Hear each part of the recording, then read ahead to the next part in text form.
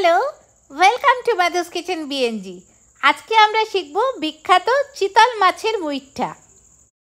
দেখুন কত নরম হয়েছে, একদম সফট হয়েছে, ভাঙছেও না কিন্তু সফট হয়েছে। দেখুন কি সুন্দর হয়েছে, প্রতিটা একটাও ভাঙেনি, আর কি অপূর্ব হয়েছে। একদম স্টেপ বাই স্টেপ দেখাচ্ছি, আপনিও বাড়িতে বানাতে পারবেন একদম রেস্টুরেন্টের মতো চিতল মাছের মুইঠা। কি নরম সুন্দর হয়েছে, দেখুন দেখুন কত সহজে এটা কেটে যাচ্ছে, আর ভেতরে একদম ঝোল চলে গেছে, অপূর্ব সুন্দর, চাপ দিলেই টুকরো হয়ে যাচ্ছে, এত সুন্দর। আমি প্রথমে বোনলেস চিকেনের মুইঠা বানিয়েছিলাম, খুঁজলে দেখবেন প্রথমে আমারটাই আসে, ওটা আমার নিজের রেসিপি। চিতল মাছটা প্রথমে ধুয়ে নিলাম। চিতল মাছের গাদার দিকটা খুব কাটা থাকে, তাই জন্য গাদা থেকে মুইঠা করা হয় আর পেটিটা কালিয়া করে নেওয়া হয়। দোকানে বললেই ওরা মাছটাকে পেটি আর গাদা আলাদা করে দেবে, পেটিটা টুকরো করে দেবে আর গাদাটা এরকমভাবে থাকবে, আপনারা ওটা থেকে মুইঠা বানাবেন। এইবার দেখাই আপনাদের, দেখুন ভালো করে, এটা হচ্ছে গাদার দিকটা। গাদার দিকের এই যে মাঝখানের পোর্শনটা, এই যে এই জায়গাটা, এটা ওই শীত দ্বারা টাইপের ব্যাপার, এখানটায় খুব কাটা থাকে, এখান থেকে আমরা কিছু নেব না। এই যে এই দিক দুটো আছে, এই দুটো দিকে কিন্তু কোনো কাটা নেই। এটা আমরা এরকমভাবে আস্তে আস্তে করে স্কুপ, আইসক্রিমের স্কুপের মতো করে তুলে নেব, খুব আলতো হাতে। দেখতে পাচ্ছেন, এই দেখুন এরকমভাবে একটু টানবেন, টানলেই উঠে যাবে আস্তে আস্তে করে, যেরকম ভাবে ভ্যানিলা আইসক্রিম অথবা চকলেট আইসক্রিম তোলেন সেরকম ভাবে আস্তে আস্তে তুলে ফেলুন। এই যে দেখুন এইটাতে কিন্তু কোনো কাটা নেই। এই এক স্কুপ করে তুলে এখানে জমা করি, খুব বেশি চাপ দেবেন না কিন্তু। এই যে স্কুপ বেরিয়ে গেল, এটাকে এখানে রাখুন। যত কঠিন ভেবেছিলাম ব্যাপারটা কিন্তু তত কঠিন নয় একেবারেই। মেন মাছটা থেকে যেটা বের করেছে দেখুন, এটাতে কিন্তু কোনো কাটা নেই, কিন্তু এই সাইড থেকে যখন বের করছি তার মধ্যে মধ্যে কাটা আসছে, সেটা একটু বেছে নেবেন, কারণ এত দামি ভালো মাছ এতটা তো ফেলে দেওয়া যায় না। এটা দেখার সময় একটু এরকম ভাবে, এই যে দেখুন এখানে কোনো কাটা নেই, কয়েকটা তুলতে গিয়েই হাতে কাটাটা লাগছে, কয়েকটা বড় বড় কাটা, সেটা এরকম সাইডে করে দিলাম। এইভাবে তুললেই হাতে কাটা থাকলেই বোঝা যাবে। দেখুন অলমোস্ট কোনোটাতেই কাটা নেই, চামচ দিয়ে খুব সহজে পুরো মাছটা বের করে নিয়েছি।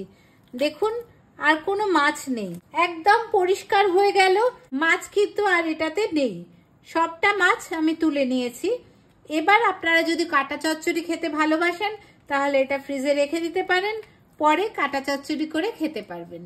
মুইঠার মাছটা নিয়ে নেওয়া হলো, এবার একটু হাত দিয়ে মাখার মতো করে একটু হাত দিয়ে মাখুন, দেখুন কোনো কাটা আছে কিনা। ভালো করে মাখার পরে এই দু তিনটে মতো কাটা বেরোলো, আর বাকি মাছে কোনো কাটা নেই। চিতল মাছের মুইঠা বানানোর জন্য আমার দুটো বড় পেঁয়াজ লাগবে, আর একটা ছোট্ট পেঁয়াজ নিলাম। এই দুটো হচ্ছে গ্রেভির জন্য, আর এইটা মুইঠার জন্য লাগবে। আমি পেঁয়াজগুলোকে ভালো করে কেটে ধুয়ে বেটে নিচ্ছি। চিতল মাছের মুইঠার জন্য এবার এই মাছটাকে ভালো করে ম্যারিনেট করব। 2 টেবিল স্পুন পেঁয়াজ বাটা দিলাম, 1 টিস্পুন নুন দিলাম, 1 টিস্পুন জিরে গুঁড়ো, 1 টিস্পুন ধনে গুঁড়ো, 1 teaspoon garam masala, 1 teaspoon red chilli powder, 1 teaspoon হলুদ গুঁড়ো, 1 টেবিল স্পুন সর্ষের তেল। এবার এই সবটা একসাথে খুব ভালো করে মেশাবো, চামচ দিয়ে ওপর নিচ করেও খুব ভালো করে দেখুন ফেটিয়ে নেওয়ার মতো করে মেখে নিচ্ছি। 1 টেবিল স্পুন আদা রসুনের পেস্ট দেব, এটা মাখার সময়ই দিতে হবে, আমি আসলে ভুলে গেছিলাম, তাই এবার দিয়ে দিলাম। এবার খুব ভালো করে আরেকবার মেখে নেব। একটা আলু সেদ্ধ করে নিয়েছি, খোসা ছাড়িয়ে নিয়ে আলুটাকে প্রথমে খুব ভালো করে মেখে নিন। আলু সেদ্ধ মাখাটা এবার এর মধ্যে দিয়ে দেব, হাত দিয়ে আরেকবার ভালো করে মেখে নিন। চিকেনের মুইঠা করার সময়ও বলেছিলাম, মুইঠা মানে মুঠো, বাঙাল ভাষায় মুইঠা মানে মুঠো, মানে এক এক মুঠো করে করতে হবে, একটা মুঠোতে যতটা ধরে ততটা নিতে হবে। এবার 1 টেবিল স্পুন মতো তেল দিয়ে দিলাম, দিয়ে একটু তেলে মাখিয়ে নিয়ে হাতে এরকম করে এটাকে একটু সসেজের মতো করে নেব। তেলটা লাগালে খুব তাড়াতাড়ি এটা উঠে যাবে, না হলে না হাতে আটকে যাচ্ছে, তাই একটু তেল দিয়ে জিনিসটাকে মেখে নিলাম। এবার গোলও করতে পারেন, একটু লম্বাও করতে পারেন। দেখুন অনেকগুলো সসেজের মতো তৈরি হয়ে গেছে। এবার একটু দুটো হাত দিয়ে ভালো করে একটু শেপটা বানিয়ে নিন। কড়াইয়ে অনেকটা জল একসাথে ফুটতে দিলাম, জল ফুটে উঠেছে। এবার একটা করে করে মুইঠা এর মধ্যে দিয়ে দেব, আস্তে করে দিয়ে দেব।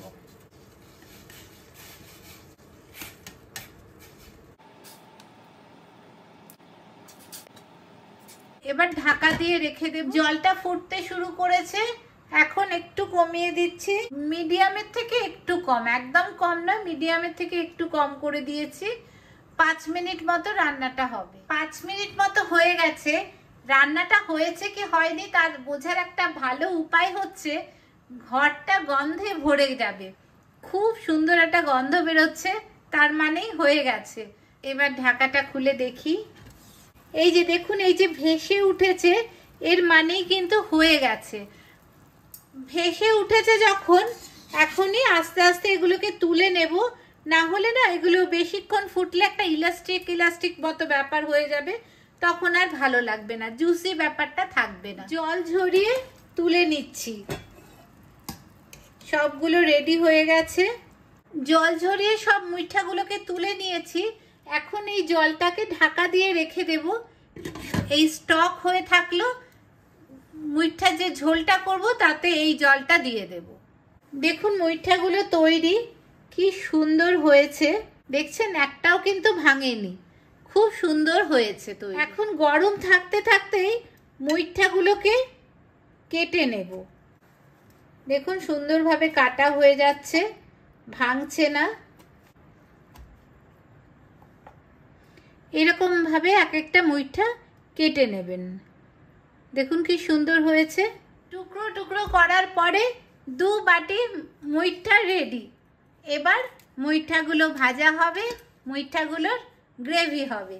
মুইঠা সেদ্ধ করার জলটা বা মাছের স্টকটা তুলে রাখলাম, আর ওই কড়াইয়েই এবার সর্ষের তেল দিয়েছি, মুইঠাগুলো ভেজে। গরম হয়ে গেছে, ধোয়া উঠছে।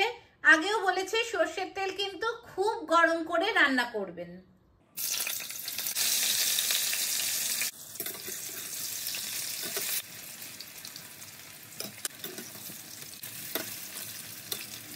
মুইঠাগুলো এদিক ওদিক করে ভেজে নিয়েছি, এবার তেল ঝরিয়ে তুলে নেব।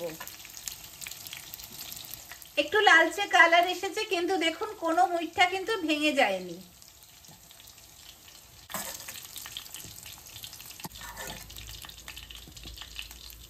এত সুন্দর গন্ধ বেরোচ্ছে। আর আমি সব সময় বলি আপনাদের রান্না শেখাতে শেখাতে আমি অনেক রান্না শিখছি। আমি কখনো ভাবিনি চিতল মাছের মুইঠা আমি বাড়িতে করব। দুদিকটাই খুব ভালো করে ভাজা হয়ে গেছে, এবার আবার তেল ঝরিয়ে তুলে নেব। চিতল মাছের মুইঠাগুলো সব ভাজা হয়ে গেছে, দেখুন একটাও ভাঙেনি, কি সুন্দর হয়েছে। মুইঠাগুলো একটু তুলে দেখাচ্ছি, দেখুন কত নরম হয়েছে, একদম সফট হয়েছে, ভাঙছেও না কিন্তু সফট হয়েছে। যদি চান কয়েকটা শুধু ভাজা হিসেবেও রেখে দিতে পারেন, সেই ভাজাগুলো ডালের সাথেও দিতে পারেন, আবার স্যান্ডউইচও বানাতে পারেন সেটা দিয়ে। গ্রেভি বানানোর জন্য 3টে বড় বড় আলু নিয়ে আলুটাকে ডুবো ডুবো করে কেটে নিতে হবে। মুইঠা ভাজার তেলেই আলুগুলো ভেজে নেব। তেল গরম হচ্ছে, এর মধ্যেই 1 টিস্পুন নুন দিয়ে দিই, তেলে 1/2 টিস্পুন হলুদ দিলাম। এবার আলুগুলো এর মধ্যে দিয়ে দেব ভাজা করতে। আলুটা নুন হলুদ দিয়ে ভাজা ভাজা হয়ে গেছে, তো হয়নি, ভাজা ভাজা উপর থেকে একটু হয়ে গেছে। এবার তেল ঝরিয়ে তুলে নিচ্ছি। একটু গোটা গরম মশলা ফোড়নের জন্য নেব, তেজপাতা, শুকনো লঙ্কা, ছোট এলাচ, যে স্টার এনিস, জিরে, এরকম যা যা থাকে সামনে সেগুলো দেব। অল্প দারচিনিও দেবেন, কিন্তু আমি দারচিনিটা কোথায় রেখেছি খুঁজে পাচ্ছি না।